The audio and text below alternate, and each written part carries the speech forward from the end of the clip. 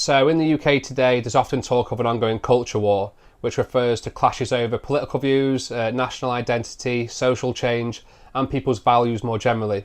Over the past few years, big protests have become more frequent, some about domestic policy, some about our involvement in foreign wars, and sometimes we even see anti-immigrant and sometimes racist protests as well. Now, as these protests are ongoing, opposing groups will often come together and hold counter-protests, and that's sort of what the culture war is, put quite simply. So this culture war really ramped up during the Brexit referendum in 2016, where campaigners tried to pit people against each other. You know, if you were Leave, then you were racist, and if you were Remain, then you hated the country. They really tried to frame it that if someone has a different opinion to you, then that person is your enemy. And it's continued there for the last decade, really. Reform and the big right-wing movement at the moment, or the big sort of right-wing party, they're gaining a lot of popularity. But some people say, you know, if you support reform, then you're racist. Whereas some reform supporters say, you know, if you don't think decreasing immigration will fix most of the country's issues, then you hate the country. And obviously it's not quite as simple as that. And if we're going to end this culture war and start to repair our country, I think we need to be a little bit less emotional, stop pointing our fingers at each other, and start to be a little bit more pragmatic. So in my opinion, we usually completely miss the biggest reason that our country is struggling, becoming less affordable, that our public services are struggling, and it feels like the country is becoming less safe. And that's the politicians making the decisions, particularly ministers and prime ministers, who when they leave office quickly go and work in industries they were recently regulating and very quickly become multi-millionaires. And that's been happening non-stop since the 90s, really. Since like Thatcher and Blair, pretty much everybody has gone on to become very, very rich very quickly when they leave office. So that's what this video is about. I'm not going to try and paint all politicians as being evil. I'm not getting involved in any conspiracy theories. I'm not calling for a revolution. I'm just going to put different pieces of reporting together to show you how what politicians say publicly often contradict the policies that they advocate for. And while they do this, they try and add fuel to the culture war fire to take attention away from themselves and the decisions that they're making. So I'll show you how they do this. I'm also going to show you how we can stop them doing this using framework that already exists to better regulate Parliament.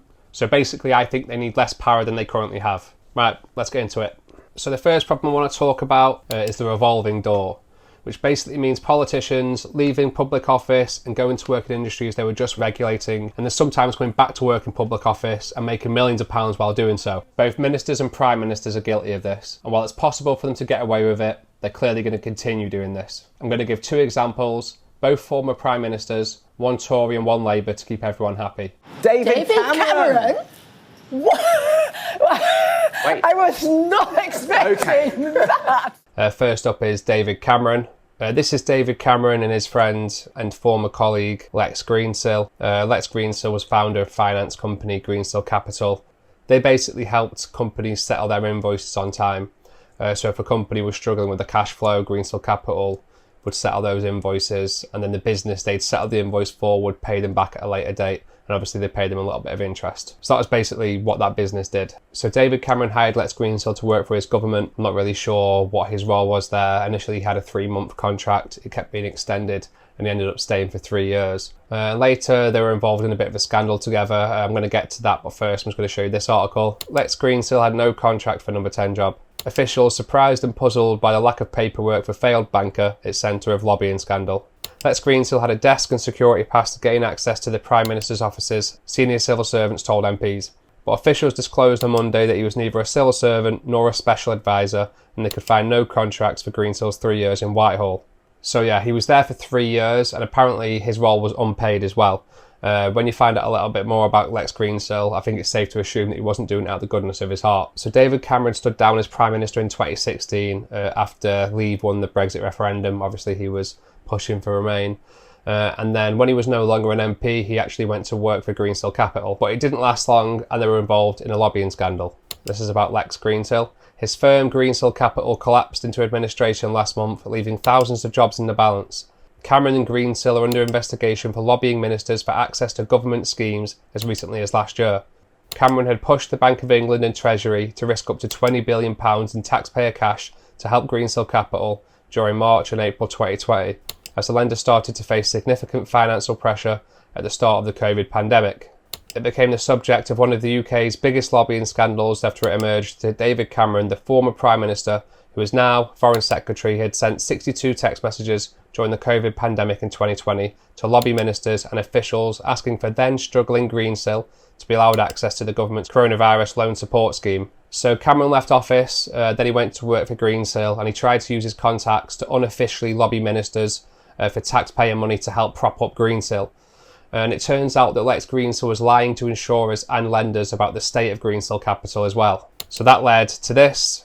UK Insolvency Service seeks up to 15-year director ban for Lex Greensill. And it says here, one expert said the lender's business model was as close to fraud as you could imagine. And Greensill were helping settle the invoices for Liberty Steel. And if Liberty Steel was to collapse, it could end up costing the taxpayer hundreds of millions of pounds to prop up. But it's not all bad news. Somebody did make money out of this. David Cameron made $10 million before company collapse, or £7 million. So the company collapsed, they were lying to insurers, they were lying to lenders. They want a ban on Lex Greensill. They don't want him to be able to be a director in the UK again for at least 15 years. But David Cameron still managed to make millions and millions of pounds. And he was trying to get billions of pounds in taxpayer money to prop Greensill up. Yeah, when David Cameron was in office, this is the kind of thing that he said to fuel the culture war. David Cameron claims some benefit claimants are making a lifestyle choice. So what kind of lifestyle choice was Lex Greensill making when he was lying to insurers and lenders and using David Cameron to try and get billions of pounds of our money? So the final example before I move on to the next part of the video is former Labour Prime Minister Tony Blair. And obviously he was most famous for the Iraq War. Most people are aware of most of the failures around the Iraq War now, mainly that there was no weapons of mass destruction and about 250,000 Iraqi civilians were killed. And later on there was a public inquiry into the Iraq War, trying to figure out how we got it so wrong. It's called the Chilcot Inquiry, you might have heard of it. So that was an internal government inquiry. And I'm going to read out some of the subheadings of things that they found out. Blair deliberately exaggerated the threat posed by Saddam Hussein. Blair promised George Bush, "I'll be with you whatever." The decision to invade was made in unsatisfactory circumstances. There was no imminent threat from Saddam. Britain's intelligence agencies produced flawed information. The UK military were ill-equipped for the task. UK-US relations would not have been harmed if the UK stayed out of the war. Blair ignored warnings on what would happen in Iraq after the invasion. The government had no post-invasion strategy. The UK had no influence on Iraq's post-war US-run administration. The UK did not achieve its objectives in Iraq, and the government did not try hard enough to keep a tally of Iraqi civilian casualties. So it seems like they had a pretty decent idea that there was no weapons of mass destruction, and no matter what happens, they were going to push ahead anyway. And that's kind of what they did. And like I say, that led to 250,000 innocent Iraqi civilians being killed, not to mention the US and British soldiers as well. Tony Blair, I feel, has some nerve, still trying to influence British politics, but he does.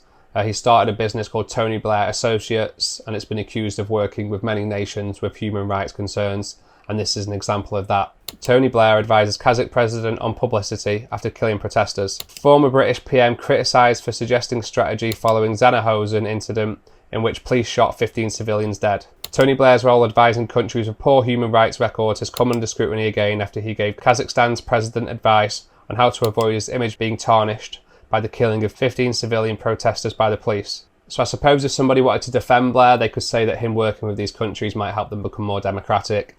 He might be giving them advice on how to do that, but it seems that that wasn't really the case.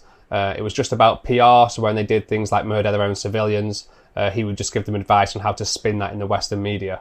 The former Labour leaders consultancy, Tony Blair Associates, set up in the capital Astana in October 2011, signing a multi-million-pound deal to advise Kazakhstan's leadership on good governance, just months after, I can't pronounce that name, was controversially re-elected with 96% of the vote and weeks before the massacre. So he was hired to help with leadership on good governance just weeks before they went on to murder 15 of their own civilians. They didn't get off to the best start. Activists say Blair's appointment has produced no change for the better or advance of democratic rights. In its World Report 2014, Human Rights Watch said the country's poor human rights record continued to deteriorate in 2013.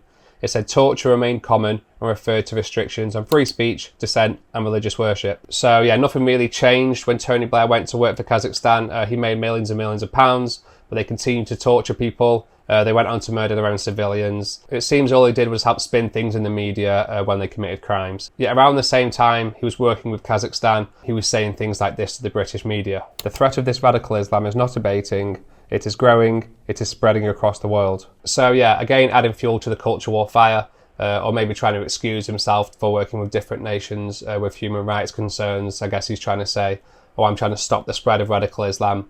But the reality is nothing's helped spread terrorism around the world in the past, well, in recent history really, quite like the Iraq War, and he was massively involved with that. So the next part of the video is how are they able to get away with this? And the answer, put simply, is because there's nothing standing in their way legally. There is a committee that exists that advises ministers and prime ministers on the type of jobs they should or shouldn't be taking. And that committee is called ACOBA, which stands for the Advisory Committee on Business Appointments. So they advise that ministers and prime ministers should wait at least 2 years before working in industries they were recently regulating. However, people often ignore them because they can't impose any sanctions. They're a strictly advisory board. And if politicians ignore them and they go and take jobs that ACOBA wouldn't advise them to take or would tell them not to take, all they can do is send them a letter and say, we don't agree with the choice that you made. So to me, ACOBA seems like a bit of a performative committee, you know, to make us feel like there's something in the way of politicians behaving in a way that feels a little bit corrupt. But really, I'm not sure that there is. So another problem in politics, in my opinion, is the lack of restrictions around second jobs that politicians can take. So while first they can take as many jobs as they want, so they can get second, third, fourth, fifth jobs, there's no restriction there. Also, there's no limit on how much money MPs can make from these other jobs. If an MP makes substantially more money doing something else, at that point, in my opinion, it's being an MP that becomes their second job. The only rules really are that they can't take money, or they can't take money directly to influence policy by lobbyists or to give parliamentary advice. But some people would argue it feels like sometimes they do these things indirectly anyway. Another thing that doesn't sit right with me is you see Nadine Dorries take a job at Talk TV, Nigel Farage and Jacob Rees-Mogg at GB News. Both of those channels are funded by foreign billionaires who invest in other media outlets. And Farage is paid a lot more money to work for GB News than he is to be an MP. So it feels to me that he's really taking money to do his boss's bidding. If the truth doesn't align with his boss's agenda, then who's to say he's going to be able to tell it? So the final issue I'm going to bring up before I move on to the conclusion of the video is the lack of transparency around lobbying. So lobbying just means trying to persuade somebody in government to do something that you want them to do. People do this in different ways, like through meetings, they might write a report, sometimes people will pull together a political campaign. And it's an important political tool really, because you can't expect politicians to know everything about every issue. So sometimes it's good if external groups can come together and help influence politics. But not everybody that meets with politicians has good intentions. You know, sometimes they just want to do things that are going to benefit their business or their industry. So there is a lobbying register that exists, but from what I understand, only people who are paid by a business to be a lobbying consultant have to be logged onto that register, and only when they're meeting a minister.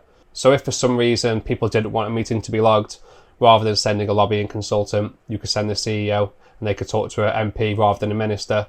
Or if you had to talk to the lobbying consultant, the minister could send an MP. You know, there's different ways to get around that, and it seems like it's really simple and easy to do. So I don't have all the answers when it comes to transparency around lobbying, but there is an organisation called Transparency International, and they've done a lot of good work when it comes to exposing corruption and holding governments to account.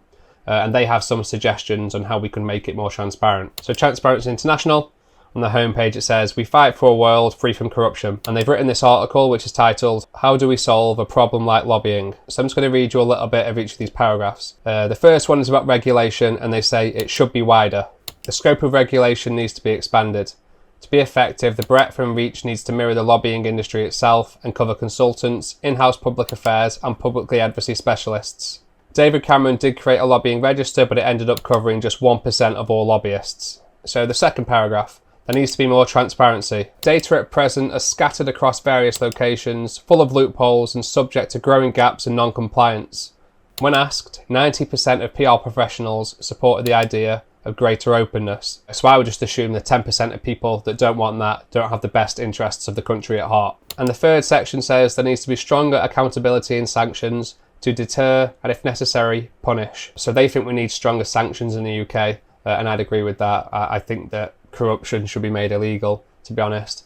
Some of the lobbying I mentioned earlier in the video, you know, the lobbying and some of the other lobbying that we see in the UK, if you did that in France, in Germany or in Canada, there would be a chance that you go to prison. And Transparency International say that in all of those countries there is less corruption linked to lobbying than there is in the UK. So right, now we're on to the conclusion of the video.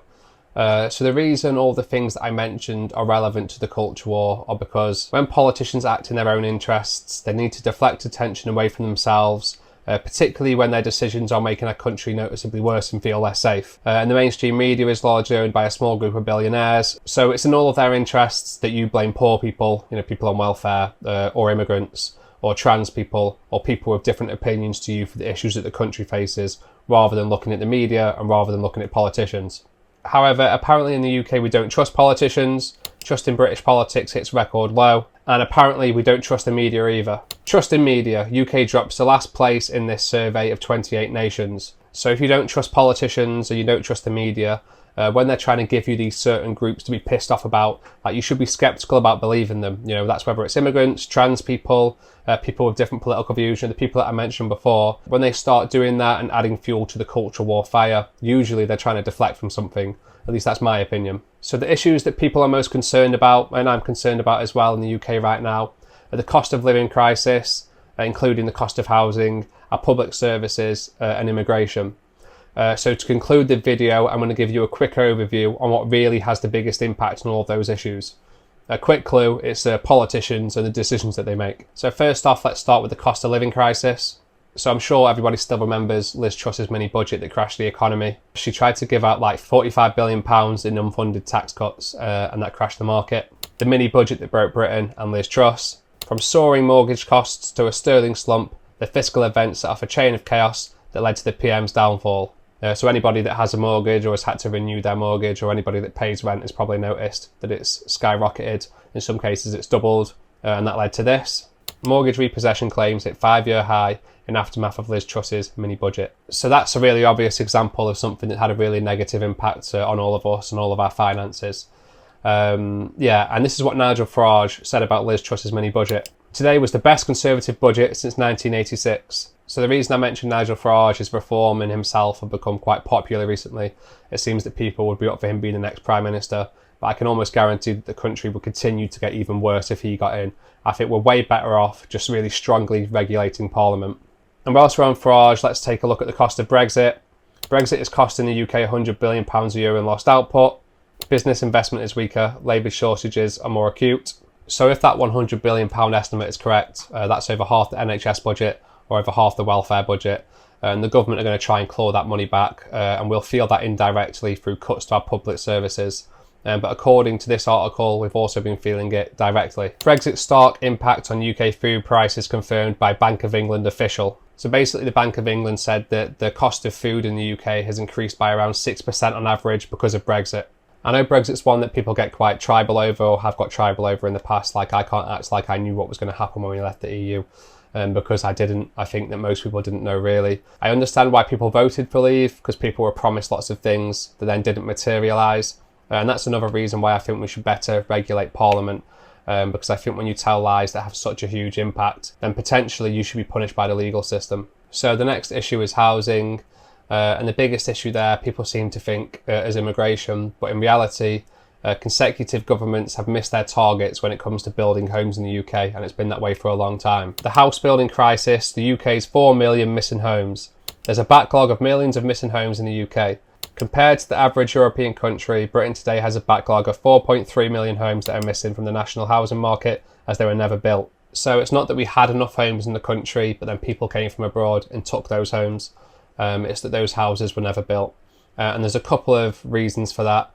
One is that we sold off a lot of our public land. So previous governments and consecutive governments sold land off at particularly low prices. So now they don't control how quickly property is built on that land. Also, developers have been accused of intentionally building slowly. Developers accused of restricting supply of new homes to boost profits. The length of time it takes for developers to complete a house has jumped from 24 months to 32. And that article is from 10 years ago, but this one is from 2025. It seems it's still going on now. Could collusion among big house builders be blocking self-builders from the market? The Competition and Markets Authority investigation into major UK house builders raises concerns that alleged anti-competitive behaviour may be limiting opportunities for self-builders and inflating home prices. So the reason that house prices are so expensive in the UK isn't to do with immigration, it's to do with the government selling off land, and it's to do with corporate greed. And even if you were somebody that said, well, even though that's the case and and it's because of these bad decisions that are being made, a reduction in immigration would still help house prices become more affordable. If we reduced immigration too much, our public services would probably collapse. How many NHS staff are foreign nationals? Most NHS staff in England are British, but around 19% are not. So almost 1 in 5 people that work in the NHS aren't from the UK, If they were to leave, that would obviously cause huge strain within the NHS. And there's another article here. Social care sector continues to drive demand for overseas workers as new data shows public sector roles dominate work visas. Serious shortages of staff in the care sector have been a major factor behind the high demand of care visas. So yeah, there's visas going to people from overseas to come and work in our social care sector as well, because it's massively understaffed. And it's the same with the NHS. Even though we have 1/5 of the workforce from overseas, the NHS is still understaffed as well. So basically our public services heavily rely on immigration, and clearly our government knows that because they continue to give out thousands of visas to people to come and work in our public services sector. But they don't come out and say that publicly. They don't say that to the media. They don't say, we need these people. Without these people, the public services, or our public services, would collapse. They say things like this: Keir Starmer's Island of Strangers. So Keir Starmer said that after Reform did really well in the local elections. To me, I actually find this a bit offensive, not just to immigrants, but to us as well. I think he thinks that Reform are doing well because, everybody's racist and they just hate people from other countries. When I don't think that's the case. It's the country is unaffordable, people can't afford homes, so people are frustrated, and they've been told by Nigel Farage that the biggest causation of that is immigration. When it's not the case, it's a shortage of houses and it's corporate greed. At least that's my opinion. So don't let them gaslight you into thinking that immigrants don't work, or that the problem with the country is people on benefits, or it's people with different opinions to you. That's not the case. It's politicians. So start looking at the politicians, start looking at Parliament, and if those people are in it for the right reasons, then they will be all for stronger regulation.